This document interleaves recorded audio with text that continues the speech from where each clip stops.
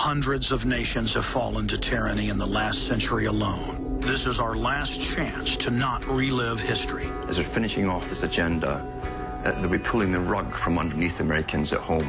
We have tremendous influence on our president and Congress, and they really are calling the shots. I think it's incumbent upon all of us as American citizens to pay attention. Fall of the Republic identifies the enemies of our nation, the criminal offshore cartel, hell-bent on destroying sovereignty, and on its ashes constructing world government. Tim Geithner, Bernanke, they're arsonists. They're asking for more matches. And the Congress is saying, who do we make the check out to? Today seems like nobody does care. And right now in Washington, D.C., we have seen a fall of the Republic. Get your copy of Fall of the Republic on DVD at Infowars.com or watch it online right now in super high quality at PrisonPlanet.tv.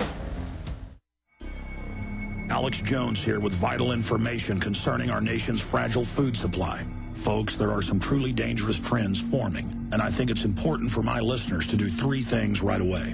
Number one, study the past. History really does repeat itself. Number two, learn to spot the dangerous food shortage trends. Number three, take decisive action. A perfect storm is brewing for a global food crisis. That's why I'm telling everyone to read the new book, Rising Prices, Empty Shelves. Warning signs that trigger the deadliest famines in history. Don't get caught unprepared when the crisis hits. This book is only available at risingpricesemptyshelves.com. You'll also get a free copy of Supermarket Survival, How to Cut Your Grocery Bills in Half. Again, that website is risingpricesemptyshelves.com. That's risingpricesemptyshelves.com.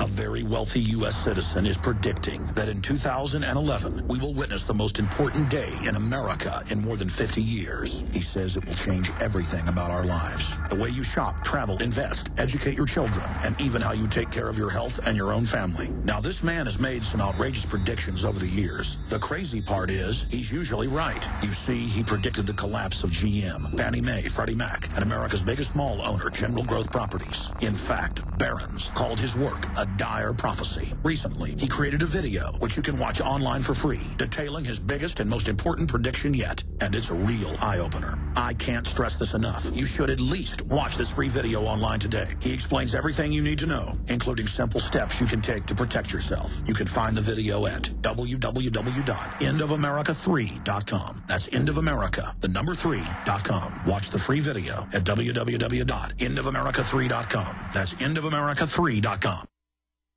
Big John, Big John. Every morning at the mine you could see him arrive. He stood 6'6" and weighed 245, kind of broad at the shoulder and narrow at the hip. And everybody knew you didn't give no lip to Big John.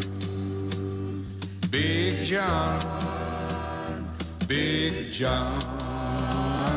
Big Bad John. We are back on the Alex Jones Show. This is Aaron Dykes. I'm riding shotgun with Alex. As he pointed out, he'll be back in just a few moments here. We're kind of running the Houston Command Center while Alex's Cape Canaveral is out on the road. Obviously, great that he could spend some time with the family while bringing you breaking news. And we told you this was coming back when they were testing the emergency alert messages just a few weeks ago by taking over TV and radio, which was in some ways a failed attempt. It was bungled and garbled. There was a lot of noise. There were reports that different stations were layering it over with repeated audio or pop songs. And now Sprint has announced that it's going to be participating in mandatory emergency alert messages on cell phones. And it'll be an opt-in situation where you can download the program for existing phones, but new phones will apparently be equipped with a chip which allows the federal government to break in with emergency messages, and you could bet there's surveillance technology there as well. It's something Alex has warned you about for years and years, and now it's going to happen, and they say the internet takeover is next. They warned a few weeks ago that they would be doing this, and now one of the major communications companies has begun this process. The others are in on it as well. When you only have a few companies, it's not really a free market situation where the companies can represent people and decide whether or not to participate in this kind of technology. So it's kind of a soft, mandatory situation. And going into the details, Paul Joseph Watson writes, and this is red linked on Drudge right now, so a lot of people are going to be reading this. The telecommunication giant Sprint has announced the launch of its wireless emergency alerts program that will deliver messages from the federal government directly to millions of Americans as part of a system set to become mandatory on all new cell phones. And the wireless alerts allow the Federal Emergency Management Agency to accept and deliver warning messages to wireless networks from the President of the U.S., the National Weather Service, and other state and local emergency operation centers. Meanwhile, I find it very telling what a puppet position the presidency has become. This is kind of a small technicality here, or maybe not. Maybe it's a bigger thing. Obama uses AutoPen to keep government open. And they get into how Obama's overseas on his diplomatic trip to the Pacific Rim, where they're trying to finagle what they are calling the American Pacific Century, highlighting the importance of negotiating with China and trying to maintain military presence in that area. Meanwhile, he's signing legislation to keep government open on a debt bill using a copy of his signature in a mechanical device that is certainly controversial. And they get into how in the past they've had to fly legislation to far parts of the world for presidents like Reagan and Clinton to sign it. And they're saying what a waste of money that is. Therefore, under the George W. Bush administration, some of his lawyers, I don't know which ones, perhaps the same ones that said torture was okay, that using unnamed things on children's testicles was okay to get information. Some of those lawyers perhaps decided it was okay to use an AutoPen to sign legislation. Now, Bush apparently never used it, but Obama has. He did it earlier this year, okaying an extension of the Patriot Act. Well, isn't that nice? So it's just a little technical thing in the Constitution that the president shall sign any bills that he approves, as the language stipulates, but now somehow a copy is good enough. And Alex has broken down how vestigial our formal government as outlined under the Constitution has become. It's not enough to buy out all the members of Congress and lobby them heavily and corrupt them through and through. It's not enough that the president really isn't the person at whom the buck stops. It's really always been his advisors, more and more elitist as the decades roll on, whether they're from the Council on Foreign Relations or someone else with nearly similar ideology, whether it's stuffing the administration with open looters and bankers like GE's Jeff Immelt, who's shipping jobs overseas, even as he's part of the supposed jobs plan, whether it's plans to bring in people like Eric Schmidt of Google to be Commerce Secretary, or the latest apparent crook, John Corzine of the MF Global scandal. He was apparently tapped to be the next Treasury Secretary. I mean, it's just totally a puppet position. You've known this for a long time. I mean, what is a president anyway? Given how much we've been hijacked by the national security state, how much we've been taken over by elitist interests, and what a fraud our whole electoral process has become. But at the same time, is this not another violation of the Constitution? Signing bills with a mechanical signature, perhaps that's something to debate and discuss, but it is in the news. Meanwhile, Washington's Blog is discussing how the Occupy movement is protesting the same thing that the Founding Fathers protested in the Boston Tea Party. And what's more, the more recent incarnation of the Tea Party also started out essentially protesting the same time, the undue influence of big business in government. At the time of the revolution in 1776 and the years preceding it, when it built up, the Founding Fathers were not happy in particular with the British East India Company, which had, easy access to the markets and a virtual monopoly and a very cozy relationship with the British government. Of course, the East India Tea Company was involved in so much from the opium wars in China on down and all manner of looting and piracy. But at the same time, our founders did see the danger of this close and cozy relationship between authoritarian government and big business. And so Washington's Blog gets all into that as to how the modern Tea Party and the modern Occupy movement were really fighting against very similar things, though they have been co-opted now and steered in diversive directions. Really, everyone sees what's going on, but then when you get down to the individual level, the details fray out and a lot of the meaning is lost. It's definitely significant that Egyptians are back in the streets protesting the military rule of their country. They put off the new elections and the new constitution. Now, 10 months after Mubarak has been ousted, people unhappy that the military has so far refused to give up power, but they say they're just trying to keep civil order and that they always wanted a civilian government to take hold. So we'll see how things develop there, but massive protests going on.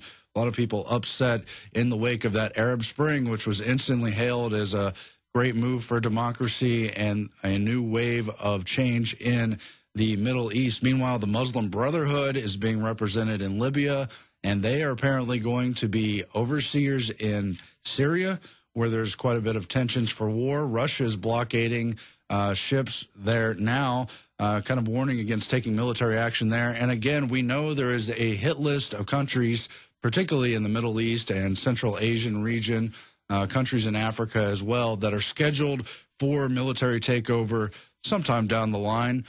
People like Wesley Clark have named that list. It does include Iran. It does include Syria. It included Libya, which they've taken over, and it certainly included Iraq, which they have also taken over, and other related countries as well. I think Lebanon on the list, if I'm not mistaken. Don't have that right in front of me. In political news, you've got this real suspicious attempted, what they're calling an attempted assassination plot.